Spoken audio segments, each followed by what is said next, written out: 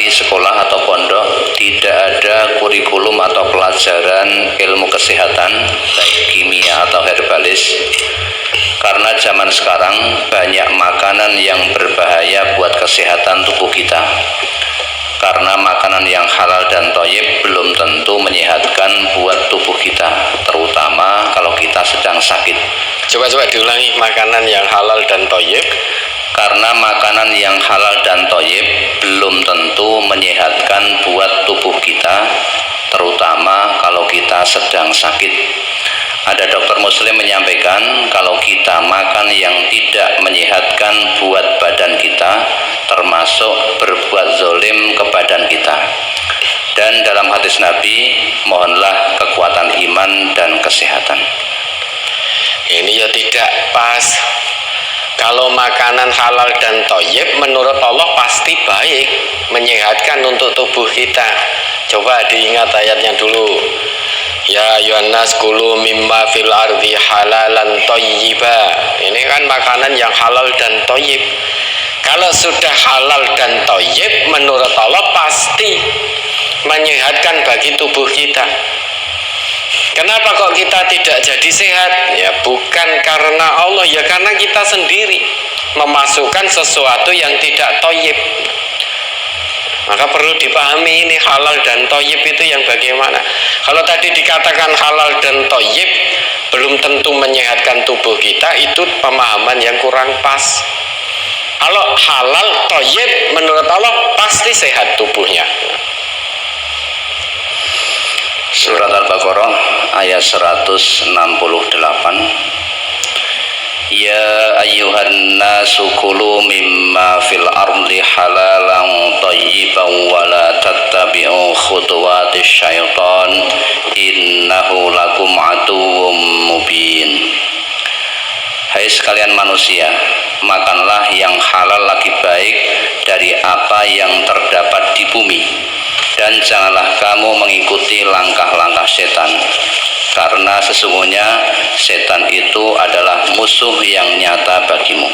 Ya dok, makanan yang secara zat itu halal belum tentu thayyib, baik untuk fisik manusia, belum tentu. Maka perintah Allah, kulu mimma fil ardi halalan thayyiba, makan minumlah apa yang di bumi yang halal lagi thayyib. Thayyib yang baik untuk tubuhmu, yang dibutuhkan oleh kesehatan tubuh. Makanan halal belum tentu thayyib bagi tubuhnya, ya, belum tentu thayyib. Makna dasar thayyib itu baik untuk fisik. Maka Allah perintahkan dua-duanya ini.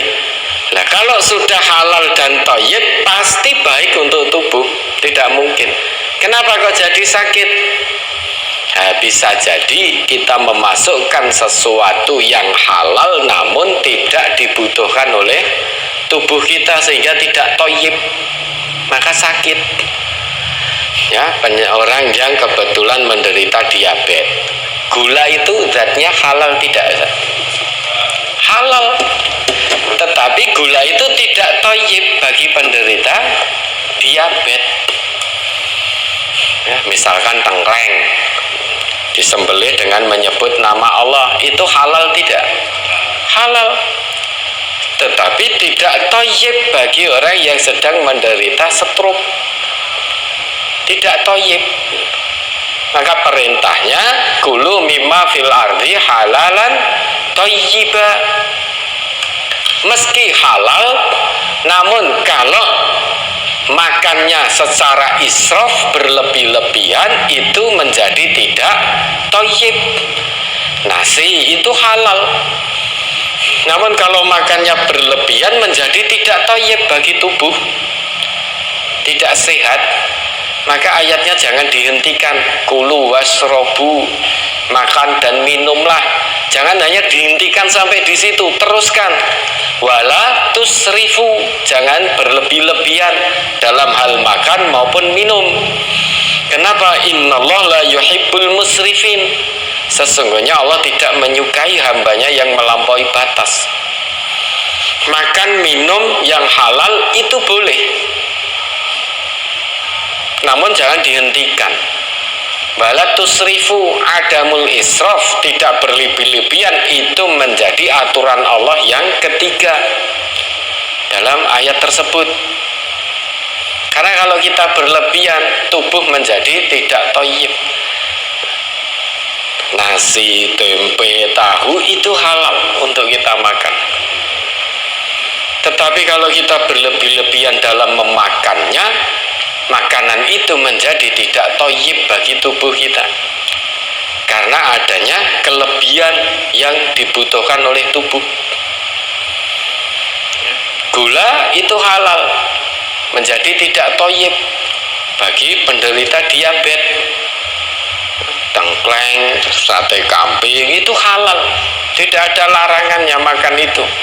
Tetapi itu tidak thayyib bagi tubuh yang menderita stroke atau kolesterol atau yang lain-lainnya.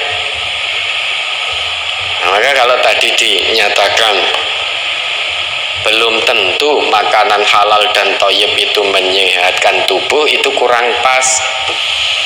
Ya, aturannya sudah jelas dari Allah. Kalau kita bisa halal dan thayyib, itu pasti sehat tubuh. Kenapa kita sakit? Ya karena kita ngeyel. Tombo pengin no bendino.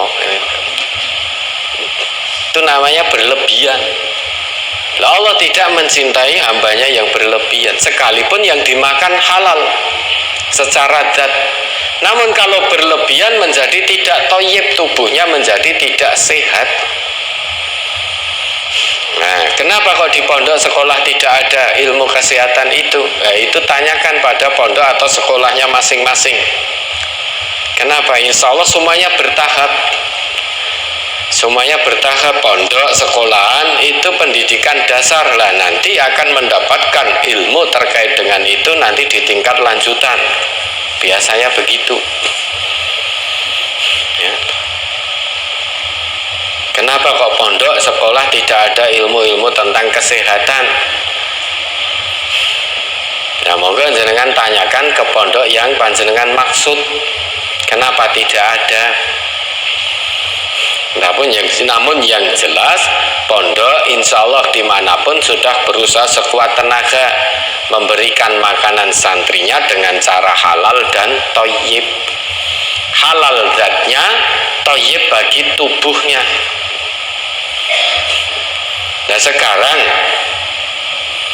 kalau muat perut kita ini sebetulnya hanya sak piring karena lawe enak, menjadi imbuh 2-3 piring sak rice cooker lah, itu berlebih-lebihan.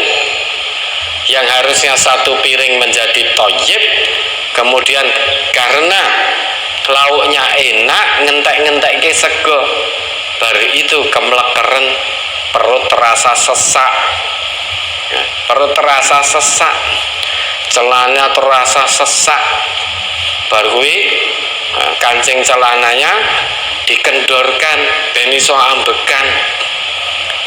Habis itu ngeler perut, baru kuwi ngantuk, jadi males untuk ibadah, menjadi tidak thayyib semuanya. Maka sesuai dengan ukuran saja. Perut ini sepertiga untuk makanan, untuk air, untuk udara, sudah itu. Sekalipun kepingin tenan lawe enak, diukur dengan perutnya. Ya, diukur. Mengkuarken itu tidak enak, terlalu lapar juga tidak enak. Yang nyaman itu sedang-sedang saja. Kalau bisa sedang-sedang saja, insya Allah sehat. Berarti yang masuk ke dalam tubuhnya itu thayyib, tidak hanya sebatas halal. Halal saja belum tentu menyehatkan kalau tidak thayyib. Thayyib itu baik yang dibutuhkan oleh tubuh.